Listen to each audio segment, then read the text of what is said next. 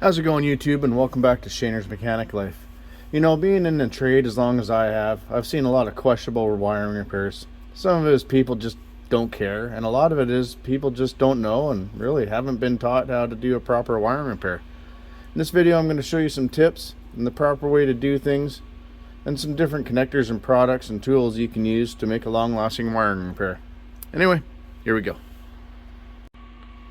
You know, the selection of wire cutters, strippers, and crimpers is pretty much limitless.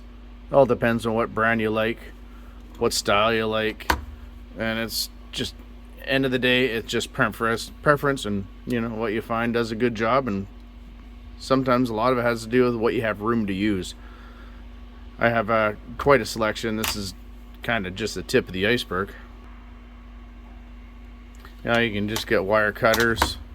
You can get just wire strippers, combinations, you know, plastic, metal, you know, any whatever color you want to.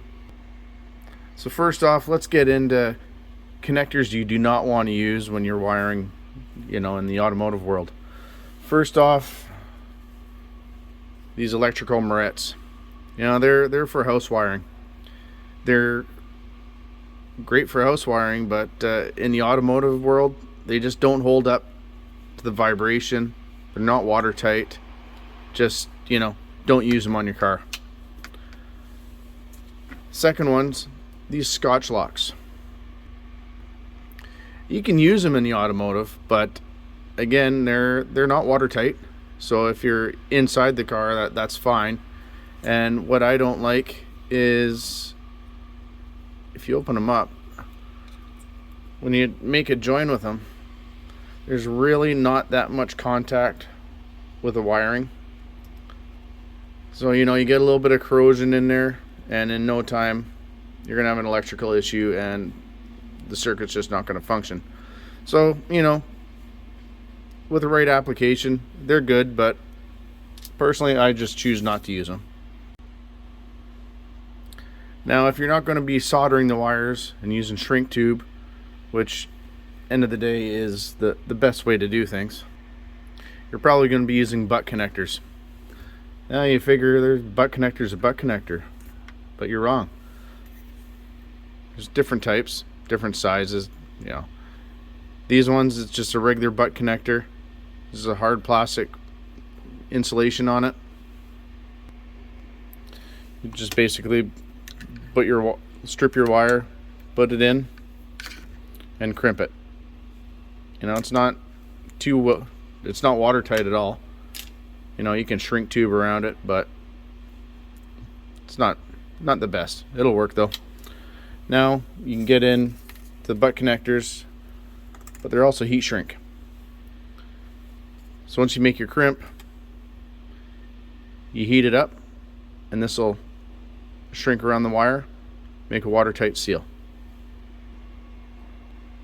And next, you got butt connector that's heat shrink and also solder. So once you make your crimp and you heat it up, the solder will melt and it'll give you a little extra strength and seal the wire better. Now if you're doing some different wiring and let's say you got one wire going in and you want to have two wires going out, you can get butt connectors like this one, where it's got one gauge on one side and the next size up on the other. Works quite well when you're going 2 into 1. So now I'm going to show you how to join two wires with one of these butt connectors. Let's say you got a broken wire on your car and you need to join it back. First thing you want to do is cut back the damaged section of the wire. And you want to watch that there's no kind of blue-green corrosion in there. So cut it back as far as you can to get rid of that. And next, you want to take it and you need to strip it. So what you want to do is strip about 3/8 of an inch off both ends of the wire. Now always twist them. Keep the strands together, and then when you squeeze your butt connector, it gives you a bit better of a bite.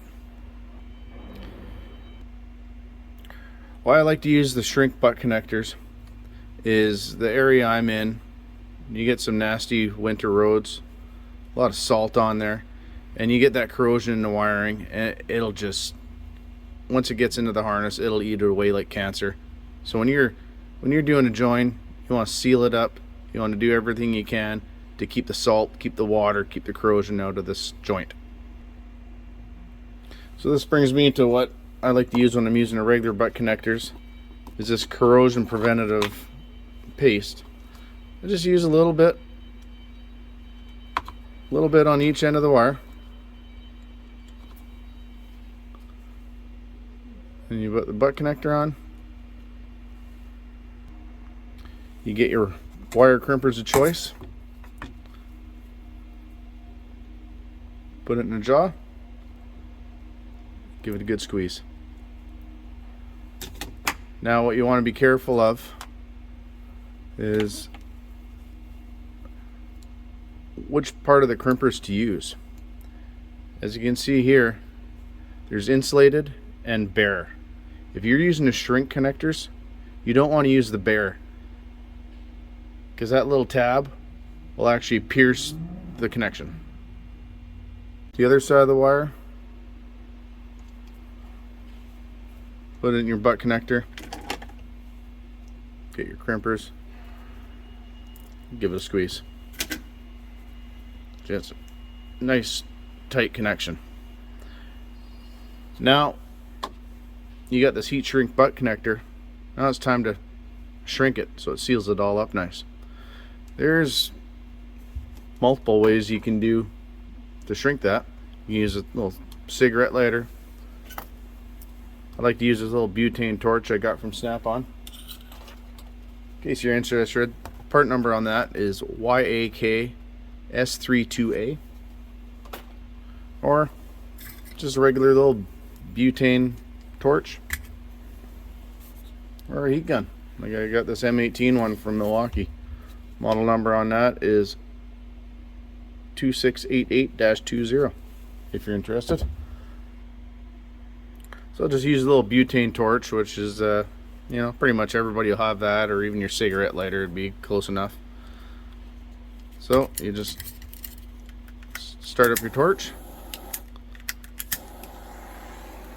You don't want to have too big of a flame, because the last thing you want to do is melt the insulation on the wire. So from a distance, just gradually heat it up. You'll see it shrink. Move on to the other side.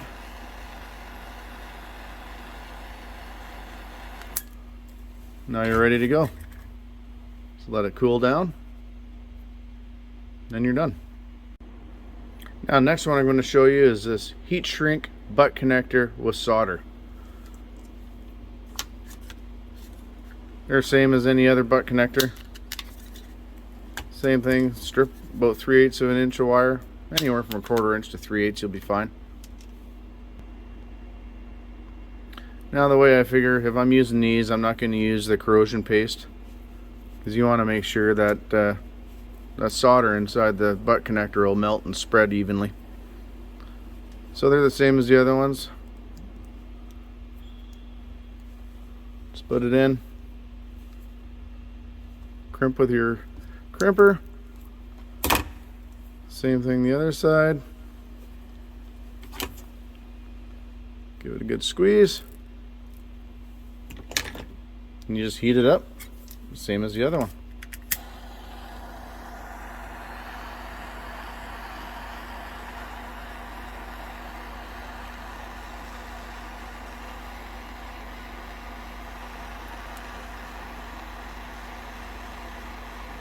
You can see the solder actually shrinks, so that's when you know it's when it's done. So you got a little bit too hot there, you saw it flame up a little bit. That's what you want to avoid. But same as the other ones, let it cool down and you're good. Now whenever you're doing a wiring repair, if you're putting a new piece of wire in, you want to make sure you use the right gauge or thickness of the wire. If you use a wire that's too thin, that'll actually act as a fuse, and if you get, you know, too much current going through there, it might just melt and cause a fire. Now when you got multiple wires, that you're running together. Let's say you're wiring up your boat trailer or something like that. To bunch them all together, I like to use this wiring loom. You run the wire inside there, keeps it nice protected. You can tape around it to keep everything together, and then you want to zip tie things away. You gotta make sure that it's away from moving parts, hot parts. That way you don't melt your wiring and cause a failure, or worse yet, even a fire. Now when it comes time to using zip ties or zap straps, or whatever you want to call them, pretty straightforward. Wrap it around what you're putting together, put it through, give it a pull. You can hear the kind of the zipper action, and then you can have your harness. You can zip tie it around parts of the frame rail, or that way you keep everything out of the way and secure. Now when it comes time to cutting these, do a guy a favor. Cut them off as flush as you can with your side cutters. Don't go leaving a jagged edge. You're working around, you got your hand shoved in a spot, and you end up scratching the heck out of your arm. So do everybody a favor, cut as flush as you can.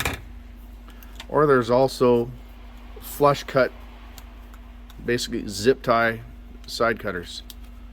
They're designed just for plastic. You put it right down, it'll cut it nice and flush. No sharp edges. You're not going to scrape anybody or draw any blood. Hope you found this video informative, and next time you do some electrical wiring, use some of the things in this video. The way I figure is, if you're doing wiring repair, take the extra time, do a good job, do it right the first time. It's going to last you for years. Just want to end the video by thanking one of my new subscribers, Jorge Lopez. Thanks for subscribing. I appreciate all my subscribers. Let me know what you think in the comments section. Hit that like button and subscribe. I got more videos coming. Anyway, have a good night everybody, and thanks for watching.